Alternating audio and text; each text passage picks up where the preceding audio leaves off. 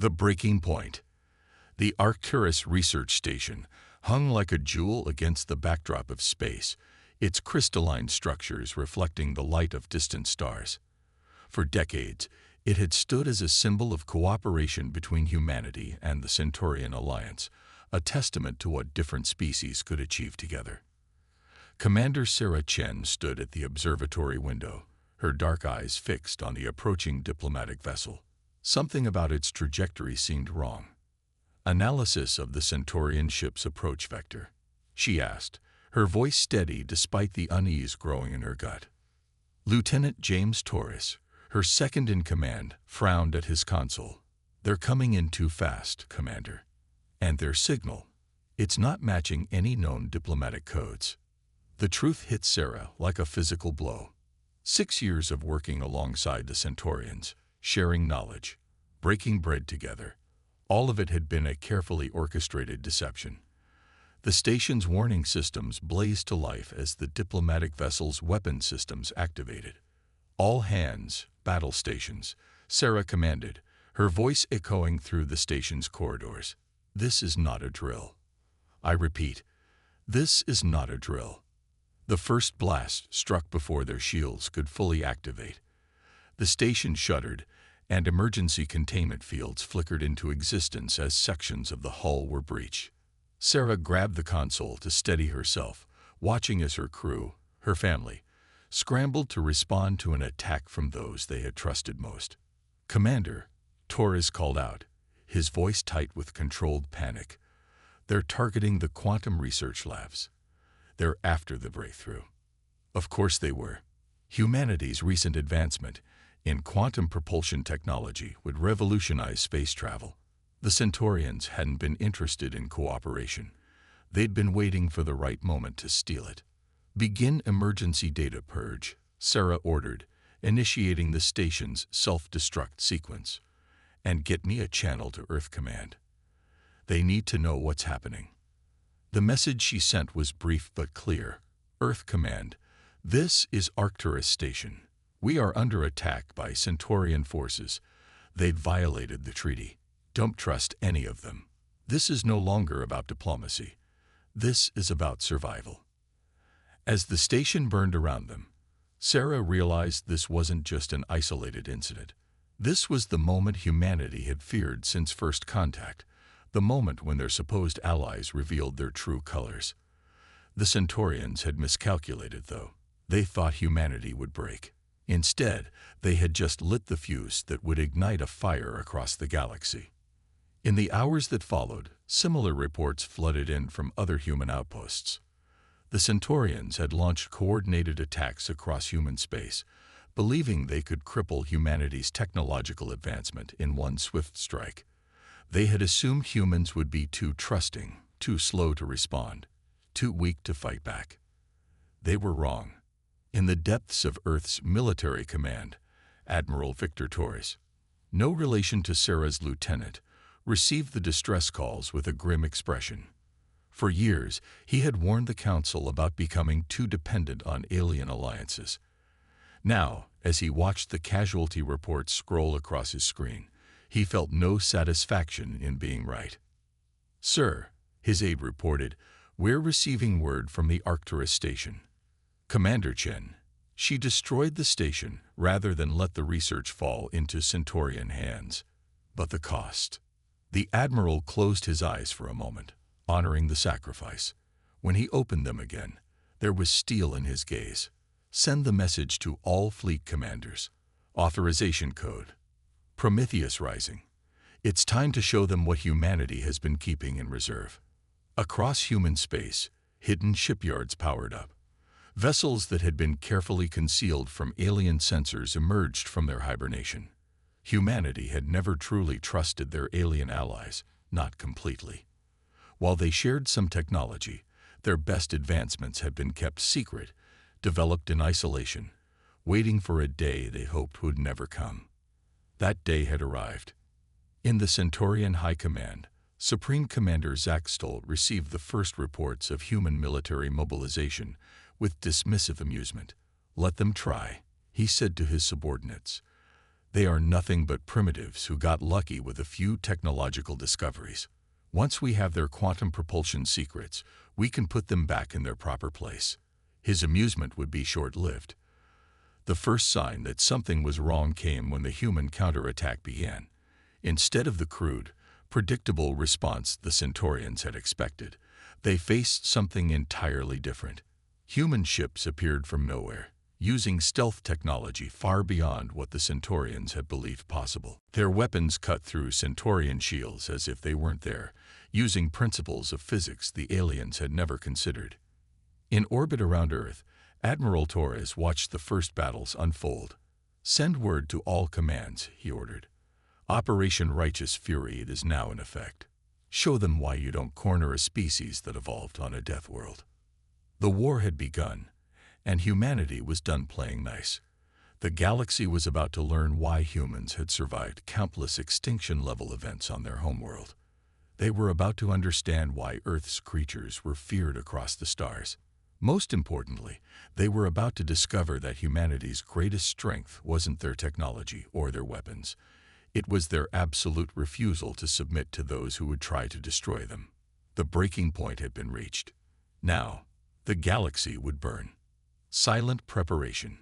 Deep beneath the surface of Mars, in a facility unknown to any alien intelligence, General Maya Rodriguez walked through rows of sleek warships.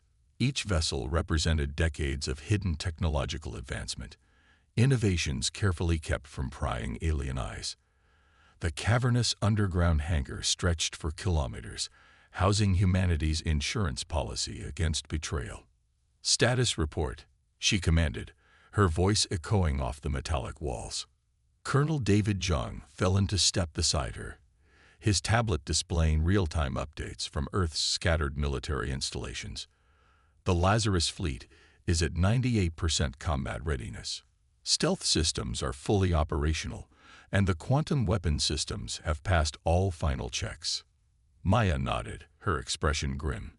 The Lazarus fleet, named for humanity's ability to rise from apparent death, had been their best-kept secret. While showing outdated ships to their alien allies, humans had been building something far more advanced. And the Prometheus Protocol, ready for deployment. The AI cores have been synchronized, and the neural networks are stable. The Centaurians won't know what hit them. In high orbit around Jupiter, hidden within the gas giant's powerful magnetic field, another piece of humanity's response was taking shape. The massive station designated Thor's Hammer hummed with energy as technicians made final adjustments to its primary weapon system. Dr. Elena Patel stood before the station's main control interface, her hands moving across holographic displays as she fine-tuned the targeting systems. 20 years of her life had gone into this project, a weapon that could disable any known alien shield technology with a single pulse.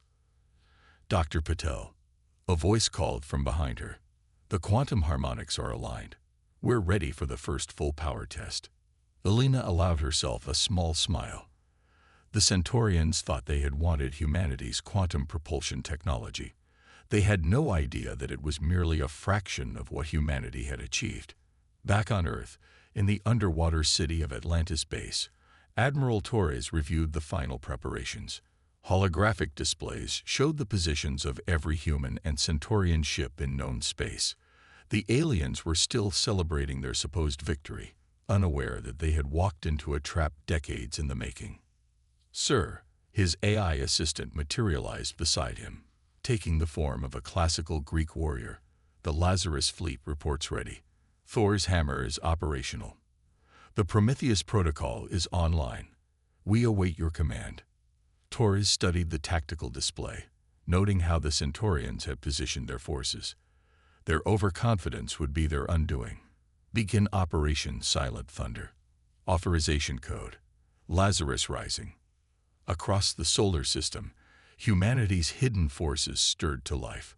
Ships that had been dormant for years powered up their engines. Weapon systems that defied known physics came online. AI systems far more advanced than anything the aliens had imagined began their calculations.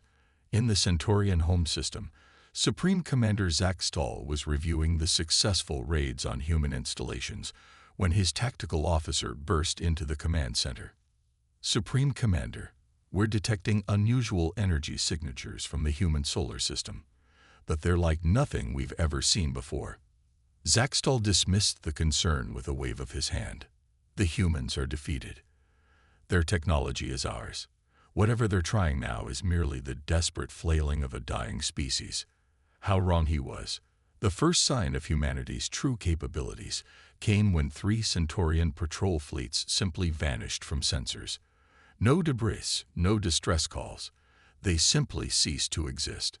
The Prometheus protocol had made its first move, using quantum entanglement principles to remove entire ships from normal spacetime. In her command center on Mars, General Rodriguez watched the tactical displays with satisfaction. "Begin Phase 2, she ordered. "Let's show them what humanity can really do." Across human space, hidden shipyards burst into activity. Vessels emerged from concealed bases on asteroids, moons, and deep space installations. Each ship was a testament to human ingenuity. Designs that had been refined in secret, technologies that had been developed away from alien observation. Dr. Patel's voice came through the command network. "Thor's hammer is ready for primary firing sequence. Target solutions are locked." The weapon she had designed was about to change the nature of space warfare. It didn't destroy ships. It simply rendered their technology useless, reducing advanced alien vessels to floating hulks. Colonel Jung's teams had already begun deploying the next phase of humanity's response. Quantum communication buoys, far more advanced than anything the aliens possessed, created an instantaneous network across human space. The Lazarus fleet would be able to coordinate its attacks with perfect precision, appearing and disappearing at will. The Centaurians had thought they were dealing with a young, naive species. They were about to learn that humanity's apparent openness had been a carefully crafted facade. Behind that mask of cooperation, humans had been preparing for this very moment. In the depths of Atlantis Base, Admiral Torres sent the final authorization code. "All units, execute Operation Silent Thunder. Show them why you don't underestimate the species that turned a death world into their cradle." Across the galaxy, humanity's response was about to begin. The silent preparation was over. Now came the thunder. First strike. The Centaurian home fleet never saw the attack coming. One moment, their sensors showed empty space. The next, 300 human warships materialized within their defensive perimeter. The Lazarus fleet had arrived, their quantum drives allowing them to bypass traditional space-time limitations. Captain Emma Chen, daughter of the fallen Commander Sarah Chen, stood on the bridge of the HSS Vengeance. Her mother's sacrifice at Arcturus Station had not been in vain. It had given humanity the time needed to launch this perfectly orchestrated strike. "All ships, execute attack pattern Omega," she commanded, her voice carrying across the quantum communication network. "Remember Arcturus." The human fleet moved with impossible precision, their formation shifting like a single organism. The Prometheus protocol's AI systems coordinated their movements faster than organic minds could process, turning each ship into part of a deadly dance. Supreme Commander Zach Stahl watched in horror as his supposedly superior fleet began to crumble. Human weapons sliced through their most advanced shields as if they were tissue paper. Ships that had been the pride of the Centaurian Navy found themselves powerless, their systems shut down by invisible pulses from Thor's hammer. "Impossible," he whispered, watching his tactical display fill with red icons. "They were primitives. We had superior technology. We had. You had arrogance." Emma's voice cut through his command channel. The humans had broken through their supposedly unbreakable encryption. "You thought because we shared some technology, you knew everything we had. You were wrong." On Earth, Admiral Torres monitored the battle through quantum-entangled sensors. The first phase of the attack was proceeding exactly as planned. The Centaurian home fleet was being systematically dismantled, but that wasn't the true objective. "Launch Phase 2, he ordered. Show them what happens when you push humans too far. Across Centaurian space, hidden human agents activated dormant quantum beacons. These devices, secretly planted over years of supposed diplomatic missions, created a network of wormhole apertures. Through these artificial tiers in spacetime, more human ships emerged, not to attack, but to demonstrate their absolute control over Centaurian territory. In her command center on Mars, General Rodriguez watched the operation unfold. "Deploy the Twilight Protocols," she ordered. "Let them see the full extent of their mistake." The Twilight Protocols were perhaps humanity's most terrifying achievement. Using principles of quantum mechanics that the Centaurians hadn't even theorized, human ships began to selectively alter the laws of physics in localized areas of space. Centaurian weapons simply stopped working. Their shields flickered and died. Their faster-than-light drives became useless hunks of metal. Dr. Patel's voice came through the command network. "Thor's hammer is showing optimal performance. 87% of Centaurian military technology has been neutralized. They're defenseless." In the chaos of battle, Colonel Zhang's special operations teams struck their designated targets. They weren't there to destroy or conquer. Their mission was to retrieve every scrap of data about other potential threats to humanity. The Centaurians had been part of a larger alliance, and humanity needed to know if they would face more betrayals. Captain Chen's fleet had now surrounded the Centaurian command station. The massive structure, once a symbol of Centaurian military might, now floated powerless in space. Emma opened a channel to Supreme Commander Zaxtal. "You could have had allies," she said, her voice cold. "Instead, you chose to make enemies of a species that evolved on a world that tried to kill them every day. A species that survived ice ages, meteor impacts, and countless natural disasters. A species that turned their death world into a cradle of civilization." Zaxtal could only watch as human ships positioned themselves around every major Centaurian military installation. Their defeat wasn't just complete, it was absolute. "The terms of surrender are simple," Emma continued. "You will withdraw all forces from human space immediately. You will provide full disclosure of any other planned actions against humanity, and you will watch as we demonstrate what happens to those who betray us." In the debris field that had once been the proud Centaurian home fleet, human ships began deploying quantum beacons. These devices would ensure that no Centaurian ship could ever again enter this space without humanity's explicit permission. The message was clear. The era of Centaurian military supremacy was over. Admiral Torres received the Centaurian surrender with grim satisfaction. But he knew this was just the beginning. The galaxy was watching, and humanity's display of power would send shockwaves through every alien civilization. "All units," he broadcast. "Operation First Strike is complete. But stay alert. This was just the first battle in a larger war. The galaxy needs to learn that humanity will no longer tolerate threats to our existence." As the human fleets secured their victory, Emma Chen looked out at the stars. Her mother would have been proud to see this day. The day humanity showed the galaxy why you don't underestimate a species that had turned survival into an art form. The first strike was over. Now the galaxy would hold its breath, waiting to see what humanity would do next. Shockwaves. The Grand Council chamber of the Galactic Concordat had never been so silent.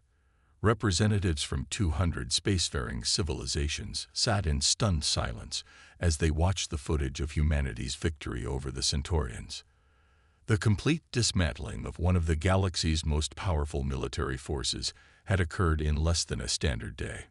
High Counselor Vexry of the Altharian Dominion, her crystalline form reflecting the holographic displays, broke the silence. The humans, they were hiding this capability all along. The footage showed human ships appearing from nowhere, wielding weapons that defied known physics, and demonstrating technological superiority that no one had suspected. The Centaurian fleet, once considered among the most powerful in known space, had been reduced to floating debris in a matter of hours. Ambassador Krell of the Myriad Collective clicked his mandibles nervously. "We had classified them as a Category 3 civilization. Primitive. New to the stars. How could our assessments have been so wrong? In the shadows of the chamber, Earth's first post-victory representative to the Concordat waited patiently. Ambassador Helena Torres, the Admiral's sister, had been chosen specifically for this moment. She understood both diplomacy and power. And now humanity had plenty of both. Perhaps, she said, her voice carrying across the chamber with quiet authority, you should ask yourself why you assumed we would show you everything we were capable of. The chamber erupted in murmurs. On screens across the gallery, more footage played.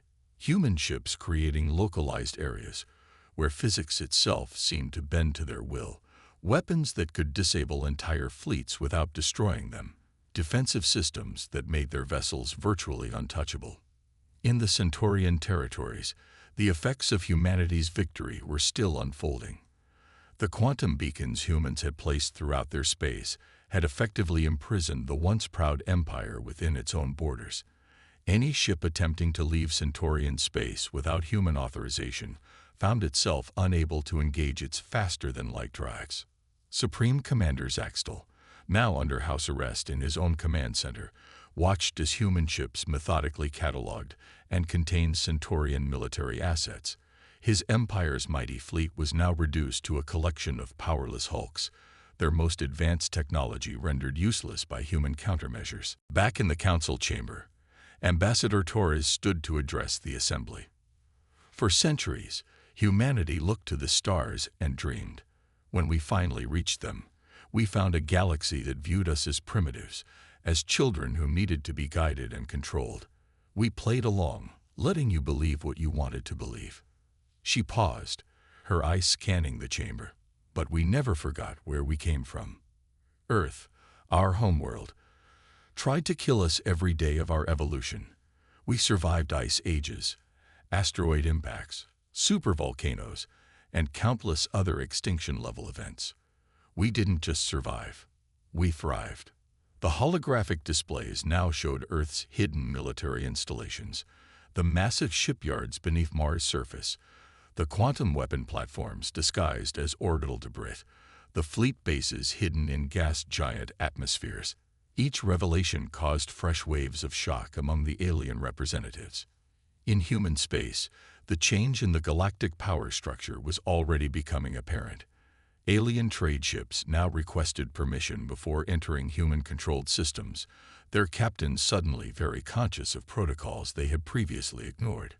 Diplomatic missions from various species arrived daily, each bearing messages of congratulation and seeking to establish new, more respectful relationships. Dr. Elena Patel, now recognized as one of humanity's premier weapons developers, stood before a select committee of alien scientists. They had been granted limited access to understand just how thoroughly they had underestimated human capabilities. Your fundamental mistake, she explained, was assuming that because we didn't display certain technologies, we hadn't developed them. Humanity learned long ago that survival sometimes means keeping your strongest advantages hidden until they're needed. The implications of humanity's victory continued to ripple through galactic society. Species that had previously looked down on humans as primitive now found themselves reevaluating every interaction, every technological exchange, every diplomatic agreement.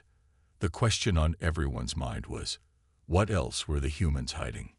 In her office on Mars, General Rodriguez received reports from across human space. The quantum detection grid was picking up unusual movements.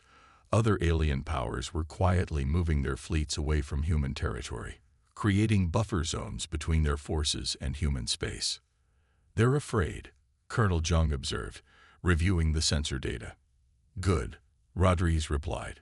Fear will keep them honest, at least until they learn to respect us. The Prometheus Protocol's AI systems had already analyzed the reactions of every known alien species to humanity's display of power. The predictions were clear.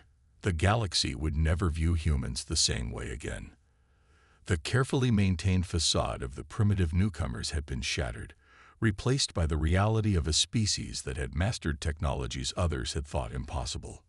Ambassador Torres concluded her address to the Galactic Concordat with a simple statement: humanity comes in peace. We always have. But as the Centaurians learned, we are also ready for war. Remember that the next time you mistake our diplomacy for weakness. As the council session ended, representatives hurried to contact their governments. The message was clear. The galaxy's power structure had shifted. Humanity was no longer a minor player to be manipulated or controlled. They were a force that had hidden their true strength until provoked.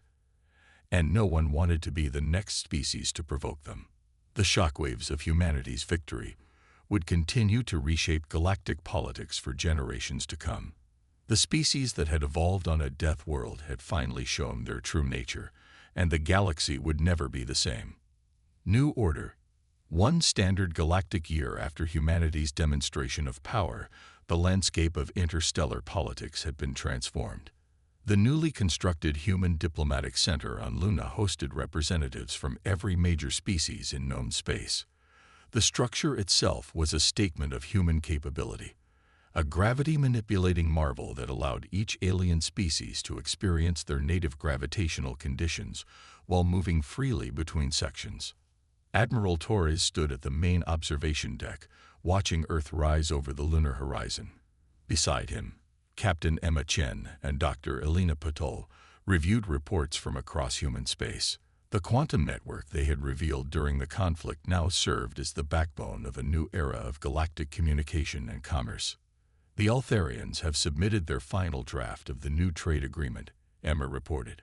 They're practically begging to license our quantum stabilization technology. Torres nodded, remembering how the crystalline beings had once dismissed humans as barely worth notice. And the Centaurians, still confined to their territory, Elena replied. The quantum beacons are functioning perfectly. They haven't made a single attempt to breach the containment zone in the last 3 months. The aftermath of humanity's victory had reshaped more than just military dynamics. Human technological superiority had forced a complete reorganization of galactic society. Species that had once looked down on humanity now sought their guidance, their protection, and most importantly, their partnership.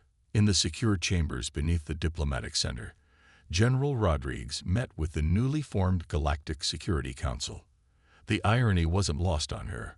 Humanity had gone from being considered primitive to chairing the galaxy's most powerful military oversight committee in less than 2 years. The Prometheus Protocol has detected no significant threats to galactic stability, she reported to the assembled representatives. The quantum detection grid is maintaining full coverage of all major travel routes. The alien delegates nodded in appreciation. After seeing what humanity could do when provoked, most species had eagerly accepted human leadership in matters of galactic security. The few who had initially resisted quickly changed their minds after classified briefings about humanity's full military capabilities. Ambassador Helena Torres, now serving as humanity's chief diplomatic officer, walked through the halls of the new Human Sciences Academy. The facility had become the galaxy's premier research institution, where carefully selected alien scientists worked alongside human researchers to advance understanding of the universe. The quantum mechanics section is particularly popular, Colonel Zhang noted, falling into step beside her. Everyone wants to understand how we managed to selectively alter physical laws during the Centaurian conflict. Helena smiled. We're sharing knowledge now, but not everything. Humanity learned its lesson about keeping certain advantages in reserve. The human approach to their new position of power had surprised many. Instead of becoming oppressive rulers, they had established themselves as firm but fair leaders of a new galactic order. Human diplomatic policies emphasized cooperation and mutual benefit, backed by the implicit understanding that their military power remained unmatched. In orbit around Mars, the Lazarus fleet maintained its constant vigilance. The ships that had so thoroughly defeated the Centaurians now served as a reminder to the galaxy. Peace was preferable, but humanity remained ready for any threat. We've received another request for military training from the Myriad Collective, Captain Chen reported during the weekly security briefing. They want to learn our combat doctrine. Approved, but with standard restrictions, Torres responded. Like all aspects of human military capability, their training programs revealed only what humanity wanted others to see. Dr. Patel's research facilities had become legendary across the galaxy. The quantum technology she had helped develop during the conflict had opened new frontiers in science and engineering.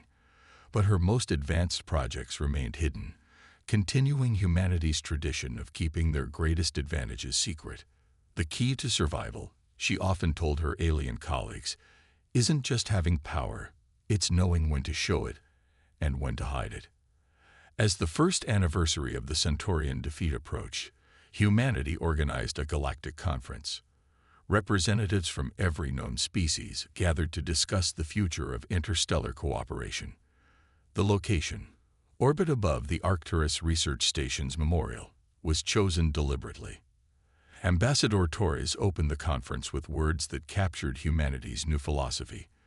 "We came to the stars in peace, and that remains our primary goal. But we came from a world that taught us to be ready for anything." The galaxy now understands what that means.